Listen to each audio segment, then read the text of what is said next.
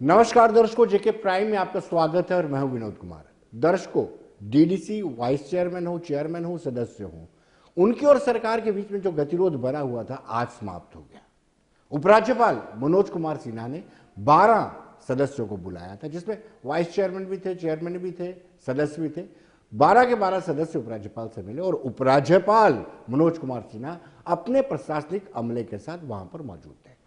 और मनोज कुमार सिन्हा ने जिस तरीके से एक एक डिमांड को लेकर के उनको संतुष्ट किया, उसके बाद सारे सदस्यों ने, यानी डीडीसी सदस्यों ने संतुष्ट होकर के आगे से आंदोलन ना करने का वादा किया। और ऐसा ही वादा, ऐसा ही आश्वासन उपराज्यपाल की तरफ से भी दिया गया है। उपराज्यपाल ने भी कहा है कि जल्द ही इस आदेश को मॉडिफाई किया जाएगा।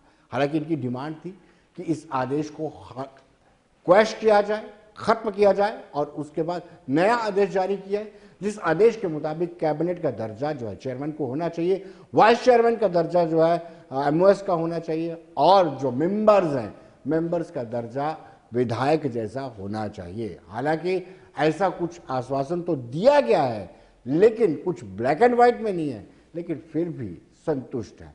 आइए देखते हैं भारत भूषण जो जिला जम्मू के चेयरमैन है, उनका क्या कहना है। चीज़ हुई है हमारी, एलजी साहब ने हमारी पूरी बात सुनी। जो हमारे खदशात थे उन्होंने बड़े अच्छे तरह से सुने और हमें यकीन दहानी दी है कि आपके खदशात को हल किया जाएगा और जो आप चाहते हैं वो ठीक होगा।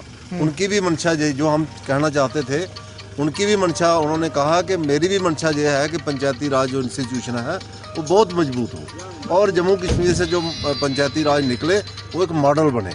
तो उन्होंने हमारे जो जज्बात थे उनको समझा है और आश्वासन दिया है कि आपकी आपकी मंशा है उसको पूरा किया। दर्शकों, एक समारोह में मनोज कुमार सिन्हा जो उपराज्यपाल हैं, उन्होंने भी स्पष्ट किया कि ये ब्रेन चाइल्ड है प्रधानमंत्री नरेंद्र मोदी का, लिहाजा इनको मजबूत करना है, इनको कमजोर नहीं करना है। पंचायतों में पारदर्शी तरीके से विकास हो, इसकी कोशिश हम कर रहे हैं।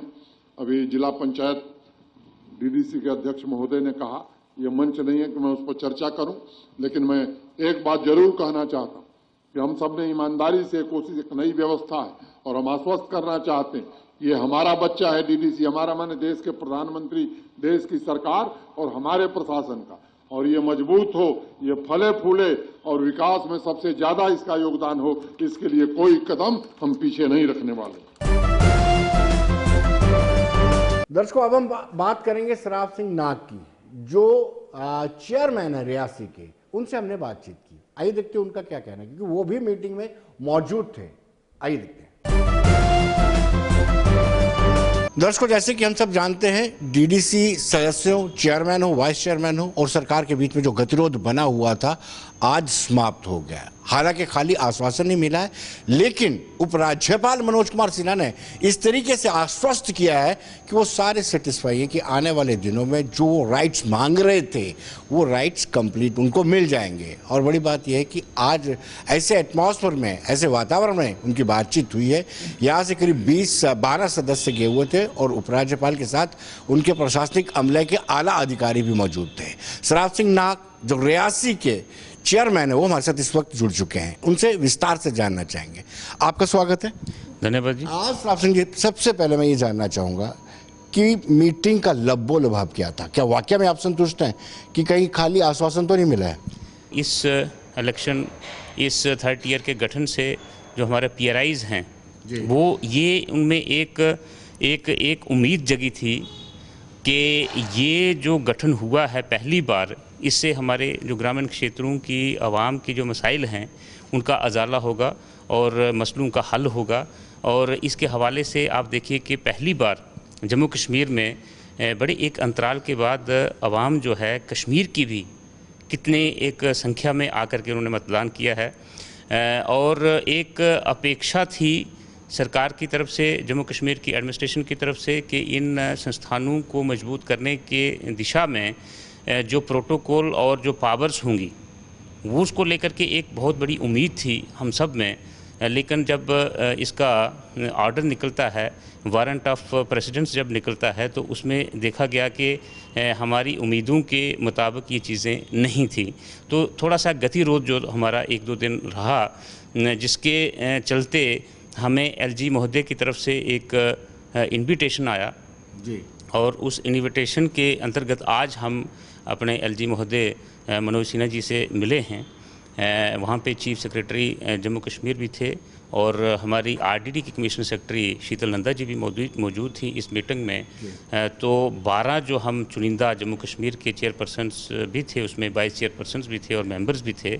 एक बहुत कॉर्डियल एटमॉस्फेयर में हमारी बातचीत हुई है और चूँकि मनोज सिन्हा जी एक राजनेता रहे हैं, इन संस्थानों से होकर के गुजरे हैं और जिस अंदाज से उनका बॉडी लैंग्वेज और जो उन्होंने हमें आज सेटिस्फाई करके भेजा है, इतना मैं समझता हूँ कि इतना हम अपेक्षा लेकर के नहीं गए थे जितना उन्होंने वहाँ से हमें एक सेटिस्फाई करके। यानी आप पूरी तरह से संतुष्ट हैं। लेकिन जो ऑर्डर निकला है, क्या ब्यूरोक्रेसी बाईपास कर रही है उपराज्यपाल को? अगर उपराज्यपाल बड़े सुलझे हुए हैं और राजनीतिक पृष्ठभूमि से हैं, जैसे आपने कहा वो इंदौर से गुजर के आए हैं, क्या फिर उनको मिसलीड किया जा रहा है ब्यूरोक्रेसी की तरफ से? नहीं, देखिए, जम्मू कश्मीर में जैसे कि मैंने पहले भी जिक्र किया कि जम्मू कश्मीर में ये 3rd टियर का गठन, 2nd और 3rd टियर का गठन जो है 73rd अमेंडमेंट के अनुसार पहली बार होने को है। इतना मतलब जो है एक कोई एस्टेब्लिश्ड जो हमारा एक संस्थान ये नहीं है, एक नई शुरुआत है। इसका ज़ाहिर सी बात है कि इसका प्रोटोकॉल जो होगा, इसकी पावर्स जो होंगी, इसके काम करने के जो किस तरीके से काम करेंगे ये संस्थाएं, कौन कौन से डिपार्टमेंट्स जो हैं इनको हैंडओवर किए जाएंगे, जिनमें इनका एक अधिकार क्षेत्र होगा काम करने का, वो एक नई शुरुआत है, एक नई चीज़ है। तो मैं यहाँ पे कहूँगा कि एडमिनिस्ट्रेशन की तरफ से, ब्यूरोक्रेसी की तरफ से ये ऑर्डर निकाला गया है, तो मैं नहीं समझता हूँ कि कोई उन्होंने बहुत बड़ी भूल कर दी हो जो मतलब कि पकड़ी गई हो, ऐसा भी नहीं है।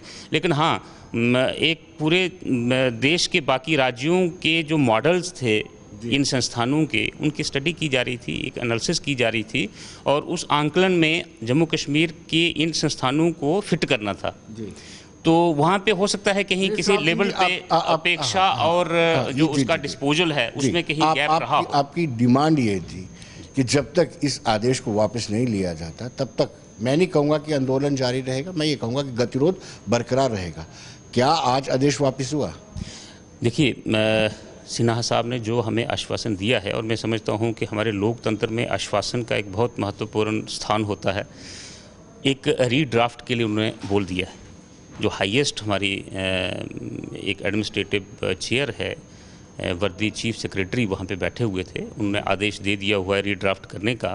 और खाली देखिए प्रोटोकॉल और खाली प्रेसिडेंट्स जो वारंट ऑफ प्रेसिडेंट्स उसके हो जाने से सारे मसले हल हो जाएंगे, ऐसा नहीं है। हमारा ये भी एक मुतालबा है कि जो हमारे एक अलग से एक डेडिकेटेड डिवोटेड फाइनेंस कमीशन यहाँ पे होना चाहिए जम्मू कश्मीर में पंचायती राज इंस्टीट्यूशंस को चलाने के लिए, क्योंकि फंड्स की कंस्ट्रेंट हर वक्त रहती है। और जब ऐसे कंस्ट्रेंट्स में government at times becomes more constraint to divert funds towards other fields also, तो उस चीज़ से बचने के लिए हम चाहते हैं और हमने ये भी अपनी डिमांड जो उनके समक्ष रखी है कि एक डेडिकेटेड और डिवोटेड फाइनेंस कमीशन हमारा इन संस्थानों को चलाने के लिए हो, ताकि हमारे ग्रामीण क्षेत्रों के जो इस वक्त देखिए, मैं समझता हूँ कि 98% जो मसले हैं वो ग्रामीण क्षेत्रों के ही हैं। आप स्कूल देखिए, हॉस्पिटल्स देखिए, आप रोड कनेक्टिविटी देखिए, बिजली पानी का आप वो देखिए। और जो एक चिंता का विषय ये भी होना चाहिए, जो मैं समझता हूँ कि ग्रामीण क्षेत्रों से लोग इन फैसिलिटीज़, सिविक एमिनिटीज़ को लेने के लिए शहरों में आ रहे हैं।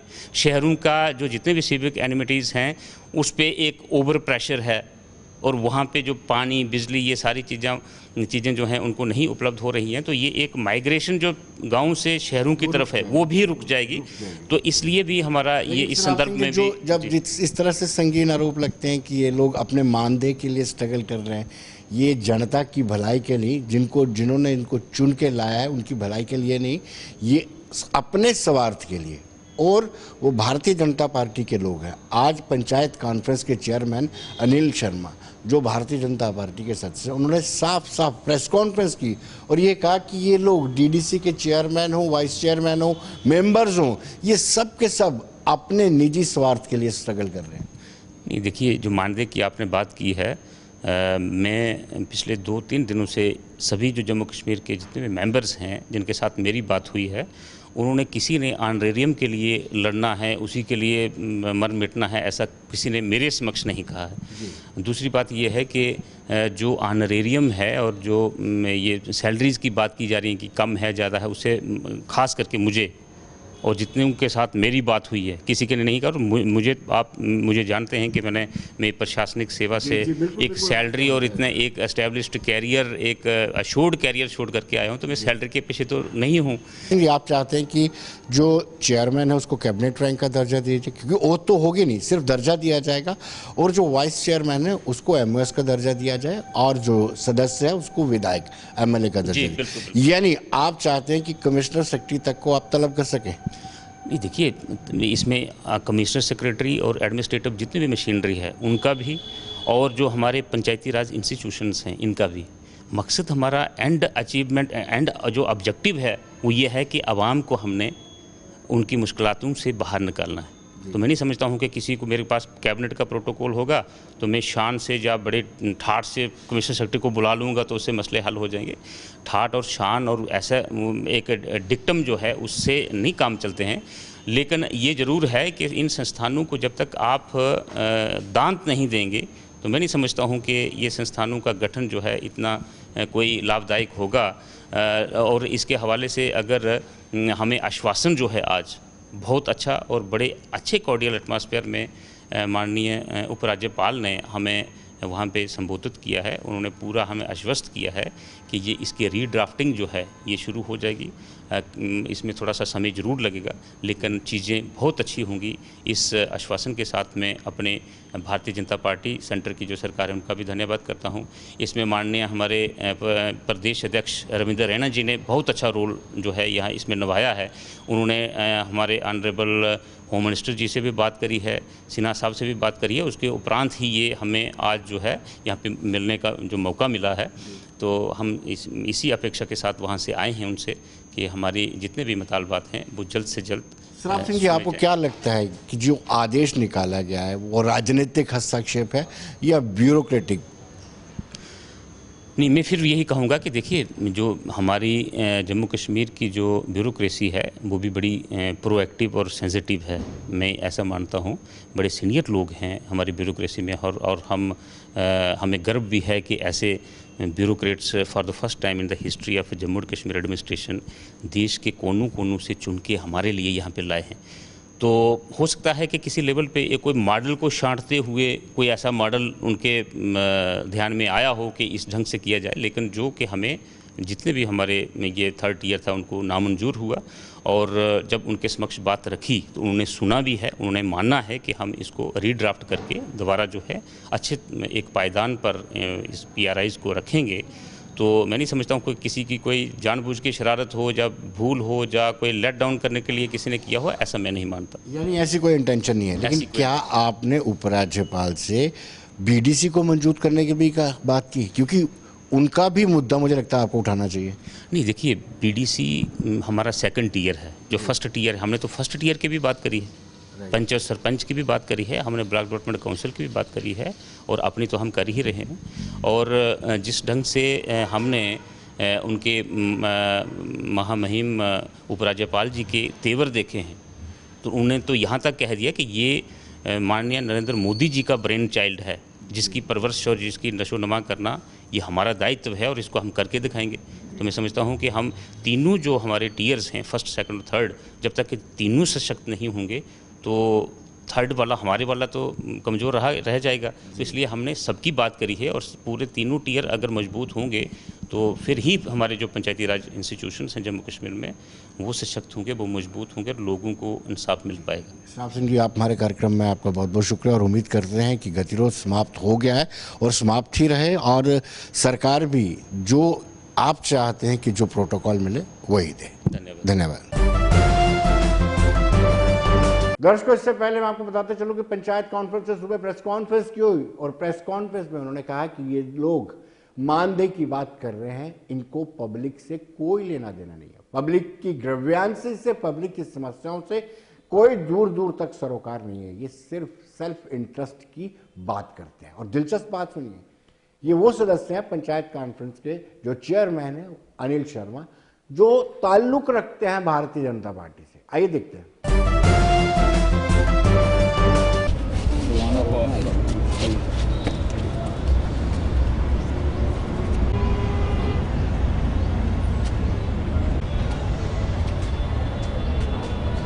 देखिए, आज all Jammu and Kashmir panchayat conference के आप देख रहे हैं तमाम ओहदेदारान पूरे जम्मू कश्मीर से, हमारे वाइस प्रेसिडेंट, हमारे जनरल सेक्रेटरी, हमारे सेक्रेटरी, चाहे वो डिस्ट्रिक्ट रामबन हो, डिस्ट्रिक्ट किश्तवाड़ हो, डोडा हो, कठुआ हो, उधमपुर हो, रजौरी हो, पुंछ हो, चाहे वो कश्मीर के डिस्ट्रिक्ट हों, जम्मू हो, रियासी हो, तमाम डिस्ट्रिक्ट से लोग जहाँ पे हमने चंद लोग जो हैं जहाँ पे बुलाए हैं।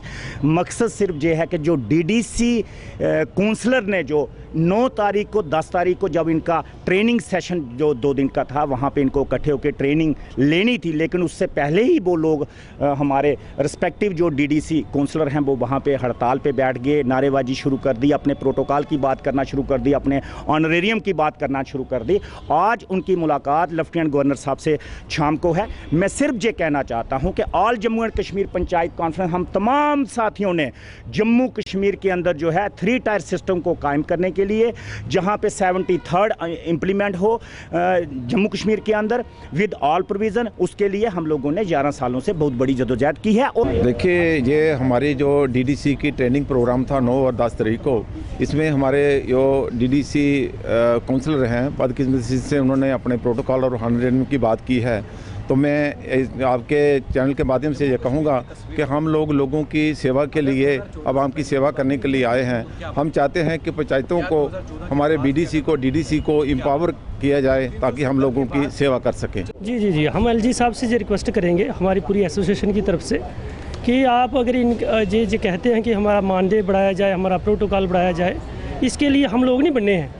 ये है कि एलजी साहब से हम रिक्वेस्ट करेंगे कि अगर आप ऐसा करेंगे, इनकी बढ़ाएंगे, तो हम पंच सरपंच भी बोलेंगे हमारी बढ़ाइए। मकसद ये है कि जिस मकसद के लिए हमें चुना गया है, डीडीसी को बनाया गया है, जो परेशानियां हैं एक तो एम्पावर किया जाए जिससे लोगों के काम हो। अगर पावर होगी तो जो सरकारी मुलाजिम हैं उनसे काम हो, लोगों के जो लोगों को परेशानियाँ वो हल हो। तो डीडीसी जहाँ एलजी साहब ये समझे कि 3-3 4 साल से हमारी एमजी नरेगा के काम कराए, उनके पैसे नहीं मिले, इस तरीके की बात जो की जाए, जो समस्या है जनता की उनको हल किया जाए। हम तो यही कह रहे हैं कि हमने जो पंचायत है, जो सरपंच पंच बने हैं, वो पिछले 3 साल 2-2.5 साल से बने हुए हैं। उन्होंने जो कोई भी तनख्वाह वगैरह जान रहे हैं उनकी कोई बात नहीं की। ये अभी कल तो बने हैं, ये तनख्वाह की बात कर रहे हैं, ये डेवलपमेंट के बजाय तनख्वाह की बात कर रहे हैं। इसलिए हमें भी थोड़ा सा अफसोस हुआ कि जब हम लोगों के बीच में गए, लोगों ने ये कहा कि देखो भी इन लोगों को हमने वोट दिया था डेवलपमेंट के लिए, मगर ये लोग बातें करने लगे अभी ये तनख्वाह की। इसलिए कि आप भी जाकर कुछ कहिए कि एम्पावरमेंट कीजिए, कोई डेवलपमेंट का काम उनको बोलिए कि डेवलपमेंट के बारे में बात कीजिए, ना कि तनख्वाह के बारे में बात कीजिए। दर्शकों, पैंथर्स पार्टी ने भी प्रेस कॉन्फ्रेंस की और उन्होंने भी यही कहा कि ये अपने मानदेय के लिए, हालांकि टारगेट उनका भारतीय जनता पार्टी था और उन्होंने कहा कि ये मानदेय के लिए स्ट्रगल कर रहे हैं। पब्लिक ने इनको भेजा था जिता करके कि उनके ग्रीवियंसेस को सुनेंगे, लेकिन ऐसा नहीं हुआ।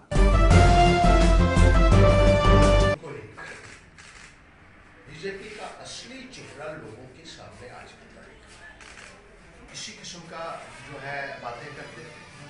जब भी बीजेपी ने प्रदर्शन किए अपने खाते,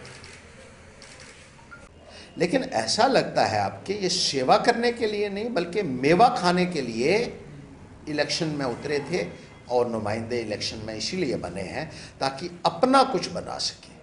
हैरानगी की बात यह है कि ये चुने हुए नुमाइंदे लोगों की बात करने के बजाय आज सिर्फ अपने वेस्टेड इंटरेस्ट की बात कर रहे हैं, तनख्वाह बढ़ाने की बात कर रहे हैं और बड़ी बड़ी सहूलियात अपने लिए मांग रहे हैं।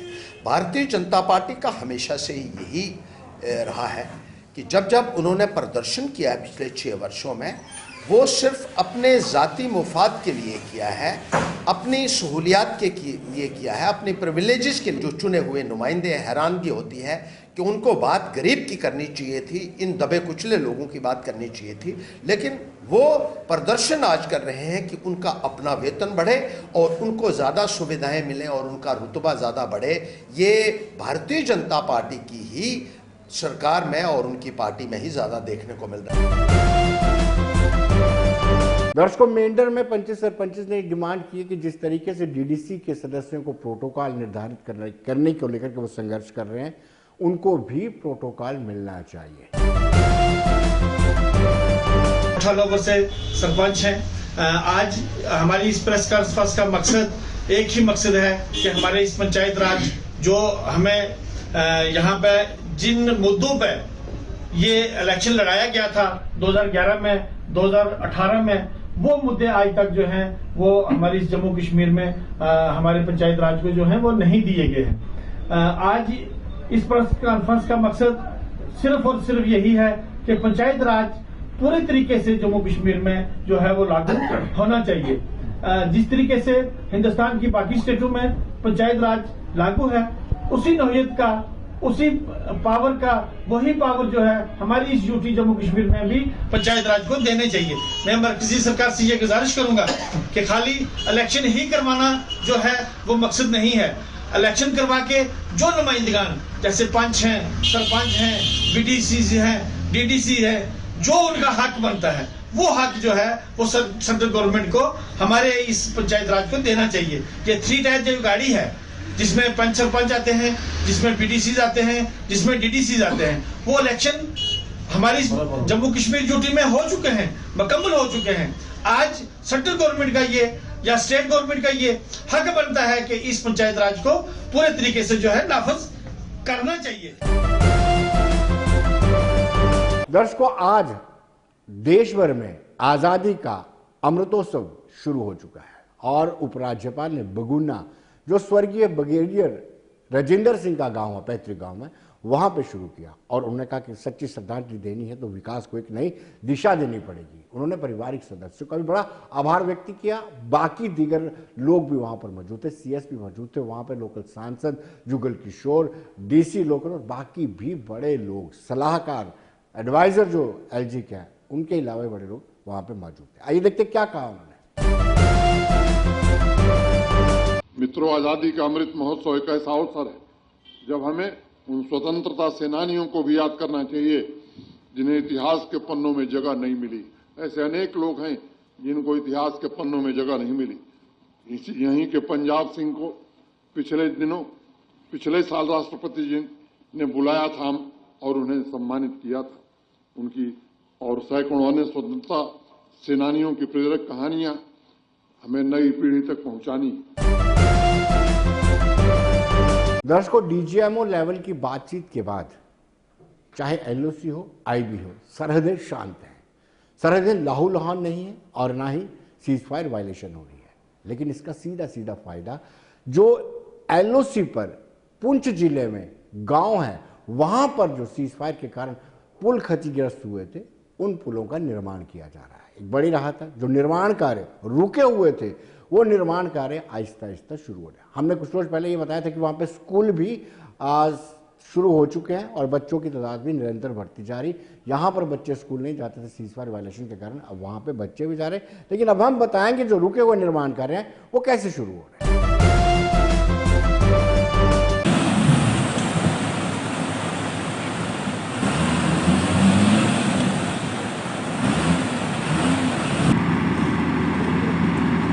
तो ये 4 पंचायतें और यहाँ की आवाम जो है अरसा दराज से इस नाला की वजह से बहुत मुतासर थी, बहुत नुकसान होते थे, हवानों का भी, इंसानों का भी। तो आज ये जो पुल लग रहा है, इस पुल की हमारी बहुत पहले से डिमांड थी।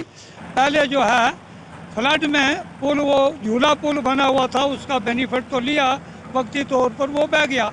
लेकिन उसके बाद जो है फिर आज गवर्नमेंट ने ये काम दोबारा शुरू किया और आज ये सबसे बड़ी खुशकिस्मती ये है कि आज की हुकूमत में 2 तरफा फायर जो है वो फायर बंद है। उसकी वजह से ये काम बहुत तसल्ली बख्श हो रहा है और इस पुल का फ़ायदा जो है वो रेवेन्यू के लिहाज से जो है 20 गाँव को फ़ायदा हो रहा है, 4 पंचायतें हैं, और इससे न सिर्फ गांव वालों को फ़ायदा हो रहा है बल्कि सिटी को भी जो है इससे बहुत बड़ा फ़ायदा हो रहा है। हम गवर्नमेंट के बहुत मशकूर हैं, काम बहुत तसल्ली बख्श हो रहा है। कारपोरेशन जो है कारपोरेशन अपनी बड़ी लगन से काम कर रही है, ईमानदारी से काम कर रही है और मटेरियल जो है इसमें बहुत अच्छा पड़। बिजली का काम करने आए हम लोग।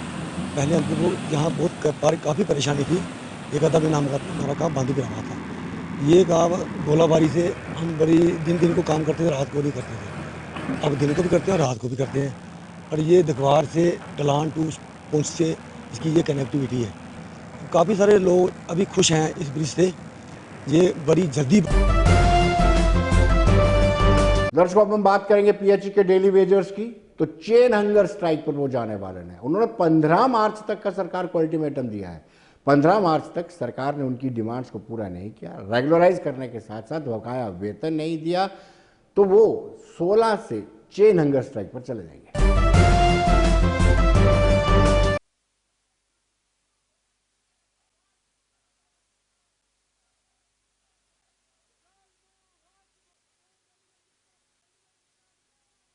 आज हमने एक प्रोटेस्ट किया है। हम एलजी साहब से अपील करते हैं कि अपना वादा पूरा करें, और अगर 15 तक जो बजट सेशन चल रहा है, अगर 15 तक डेली वेजर की रेगुलाइजेशन के लिए बजट में कोई प्रोविजन नहीं रखा जाता तो हम 16 मार्च से कंटिन्यू जो चेन हंगर स्ट्राइक पे जाएंगे। लेकिन हम लोग जो रेगुलर नेचर का काम करते हैं, कहने को हम कैजुअल लेबर हैं लेकिन हम परमानेंट मुलाजिम के बराबर काम करते हैं। पीएचई में जम्मू प्रोविंस हो या कश्मीर हो, हम लोग 90% है। जितने ट्यूबवेल, जितने फिलिंग स्टेशन, जितने पंप स्टेशन सब हम लोग चला रहे हैं। हम लोगों को कुछ नहीं है तो ये सिस्टम कैसे चलेगा? ये सिस्टम आने वाले टाइम में बिल्कुल कोलैप्स हो जाएगा अगर हमें रेगुलर नहीं किया जाए। मुझे बताओ कि जो हमारा 5 साल का जो वेतन है बकाया वो कौन देगा, और शिफ्ट करने का कारण क्या है? क्या हम लोगों को पानी नहीं पिला रहे हैं? लेकिन मैं कहता हूँ ये लोगों की, ये हमारी जो स्टेट गवर्नमेंट है, इनकी जो मंशा है हमें गुमराह करने की है। मैं एलजी साहब से अपील करता हूँ जल्दी से जल्दी मसला हल कीजिए, नहीं तो आने वाले टाइम में हालात और खराब होंगे। फिलहाल तो हमारा आज ये बांडे का प्रोटेस्ट है।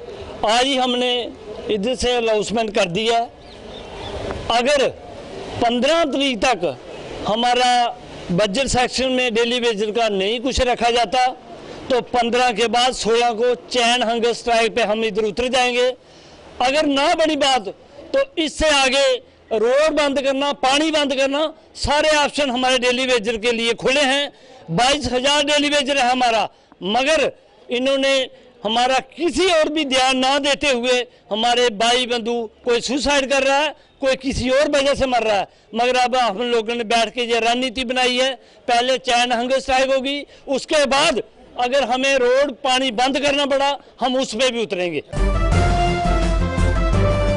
तो दर्शकों, बने रहिए देश दुनिया की खबरों के लिए और मुझे दीजिए इजाजत। नमस्कार।